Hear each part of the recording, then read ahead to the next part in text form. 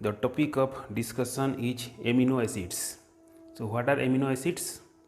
From the name itself we can able to know the molecule has one amino group and one acid groups. So what are amino acids? Amino acids are molecules containing one amino group, one carboxylic acid group, and there is a side chain. So this is the structure of a amino acids. We can see one carboxylic acid group, one amino group, and there is a side chain. So in this amino acid, the key elements are carbon, hydrogen, oxygen, and nitrogen. This amino acid serves as a monomer, that is the building blocks of proteins. So like this, many amino acids, they joined through a peptide bond and form a protein. 500 different amino acids are described in nature, out of which 20 acts as a constituents of mammalian proteins. Means these 20 participate in protein synthesis. The first amino acids to be discovered was asparagine in the year 1806, and the last amino acids to be discovered was threonine in the year 1938.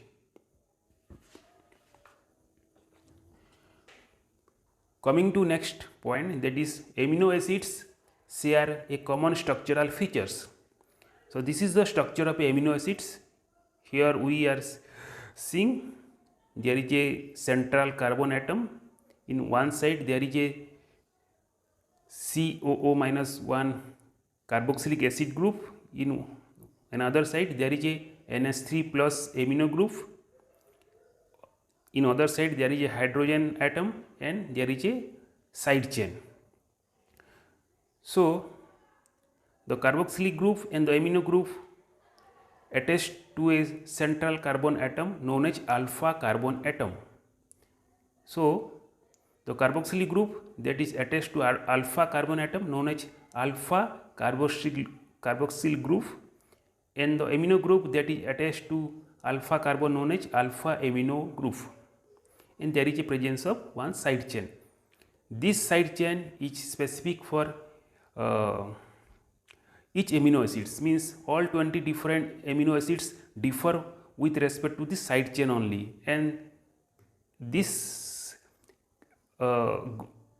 structure is fixed for all amino acids, and related to this side chain all 20 different acids are vary from each other. Now related to this side chain, amino acids show different structure, size, electric charge, and solubility. Okay.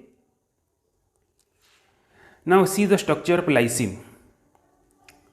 So here the amino group attached to alpha carbon atom.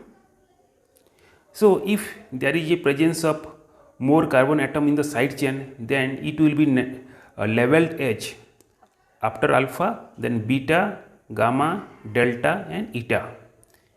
And the numbering of carbon will be the carbon atom present in carboxylic acid will be number 1, then alpha carbon will be number 2, then 3, 4, 5, 6, and like this it will continue. Now come to the next heading, that is amino acids can be classified by R groups. So based on polarity of this R group or this side chain, that is tendency to interact with water at biological pH, amino acids can be divided into two categories: non-polar amino acid and polar amino acids. Non-polar amino acid means these amino acids are unable to dissolve in water, means they are water hating, also known as hydrophobic. Polar amino acid, these are dissolved in water, means this category amino acids are water loving, known as hydrophilic. This non-polar amino acid again is of two types: aliphatic amino acid and aromatic amino acid. And the polar amino acid is of three types: uncharged amino acids, positively charged amino acids, and negatively charged amino acids. Now come to the first category, that is non-polar aliphatic amino acids. So the amino acids belongs to in this category. The R group, it is non-polar in nature, and these are hydrophobic amino acids. So in this category there are 7 amino acids present in this category. The examples are glycine, alanine, proline, valine, leucine, isoleucine and methionine. Glycine is the simplest amino acid which has only single hydrogen atom at its side chain. This alanine, valine, leucine and isoleucine, they tend to cluster together within the protein and stabilizing protein structure by means of hydrophobic interaction. Coming to methionine, it has a thioether group in its side chain, thioether group. And coming to proline, it has a distinct cyclic structure in its side chain. This cyclic structure is known as imino group. That's why proline is also known as amino acid, and this proline is a secondary amino acid. It is not a primary amino acid. Aromatic amino acids. So the amino acids belongs to this category. The R group has the aromatic side chains, and in this category 3 amino acids belongs, and the examples are phenylalanine, tyrosine and tryptophan.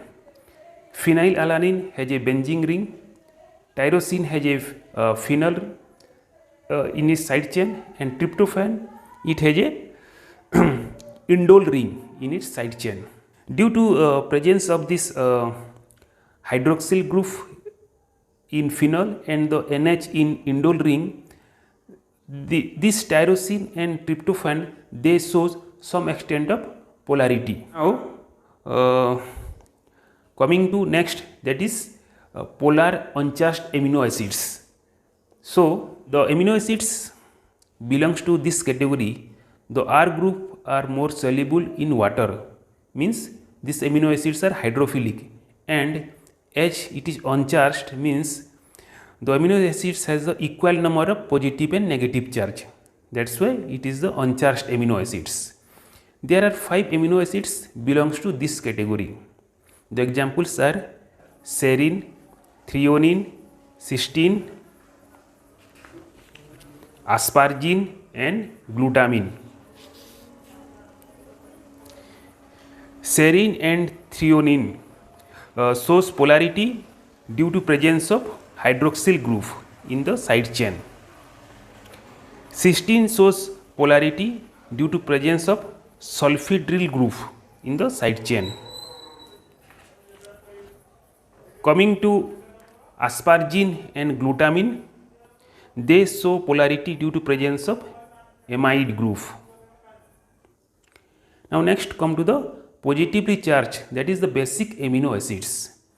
So the amino acids belongs to this category. The R group has the net positive charge at physiological pH, and in this category 3 amino acids belongs.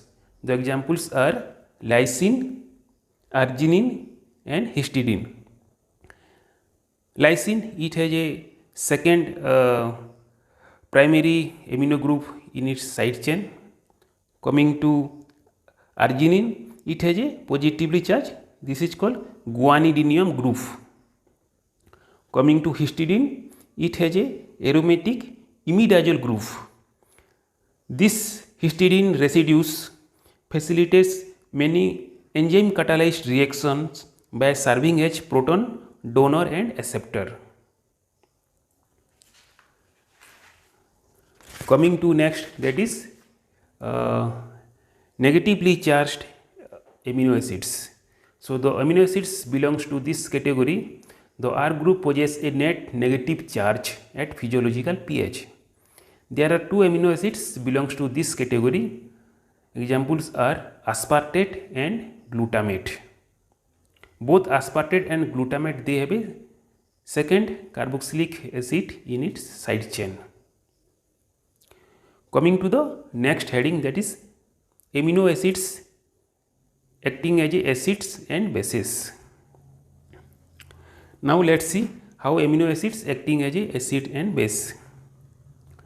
So if we see the structure of amino acid, it has a acid group COOH and it has a amine group NH2. Now at physiological pH, this acid it will shows deprotonation, means the removal of hydrogen ion, and it will become COO minus, and this NH2 or amino group it will shows protonation or accepting a proton, and it will become NH3 plus. It means at physiological pH the amino acid has a COO minus and NH3 plus, means there is a positive charge and a negative charge. So it will become 0, and as due to presence a positive charge, negative charge means double charge, this is known as deuterion or double ion. So here the pH is equal to Pi, that is isoelectric point. Iso means same, electric means electric charge, positive and negative, both positive and negative charge. So pH is equal to Pi. Now let's consider if we move towards the low pH, that is pH is negative, pH is less than Pi. Low pH means acidic condition, and acidic condition means there is the presence of more hydrogen ion. There is the presence of more hydrogen ion. Okay. So now here we see COO has one negative charge, and in acidic condition there presence of more hydrogen ion. Now this negative charge attract this positive charge. So this hydrogen ion will move and attach to COO minus, and it will become COOH, so that this negative charge will be cancelled. Now there remains only single positive charge on NH3 plus on amino group, that's why it is +1. Now consider a second case. If we move towards the basic condition, in basic condition there is a presence of more OH minus, there is a presence of more OH minus. Now here is a amino group which has a positive charge, and this is the OH minus. This OH minus now it will attract this positive charge, so one proton will move and join here. So due to loss of one proton, this NH3 plus it will become NH2, and the positive charge will be neutral. It means here there remain only a negative charge, that's why it is -1. That is, so we see that at low pH, that is pH is less than Pi, then the amino acid bears a positive charge, and at high pH, that is pH is more than Pi, the amino acids bear a negative charge. So, and here also we saw that amino acids acting as a proton donor and also proton acceptor. So this property is known as amphiprotic. And also we see that carboxylic acid, it is able to donate a proton and become COO minus, and NH2 group or amino group able to accept a proton and become NH3 plus. And we know what is mean by acid, which can able to donate a proton, and base, what is a base? A base which is able to accept a proton, means amino acid acting as a acid and also can do as a or also can act as a base also. So amino acids act as a acid and base. Now what I have explained in this reaction, it is written here.